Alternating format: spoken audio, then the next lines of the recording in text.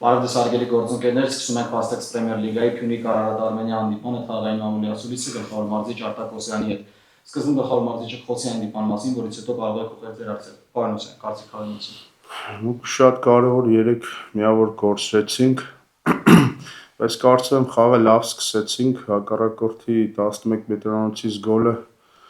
շատ բան խառնեց, ճիշտ է հնարավորություններ ունեցանք խաղի ընթացքում հավասարացնել հաշիվը, բայց չկարողացանք, վերջում էլ մեր ճնշումը խաոսային էր, համակարգային չէր, դրա համար էլ չկարողացանք վերջում փրկել խաղը, բայց մենք լավատեսորեն ենք տրամադրված ու կարծում եմ այս պարտությունից հետո ավելի ուժեղ ենք վերադառնալու։ Շնորհակալություն։ Հարցեր։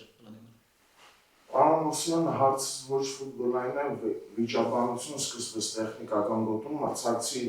մարզիչը նշեց, որ այսպես ասած ինքը չի մոտենում, երբ որ զգում է, որ իրեն են մոտենում, պաշտպանում է, այսպես ասած, դուք ինչ կասեք այդ դեպքի մասին։ Մենք երբեք, իմ մարզչական շտաբը, ես ինքս երբեք հակառակորդի շտաբին կամ նստարանին ոչ մի կերպ չենք վիրավորում ու թույլ էլ մեզ չենք տա նույնիսկ նայել այն կողմ, բայց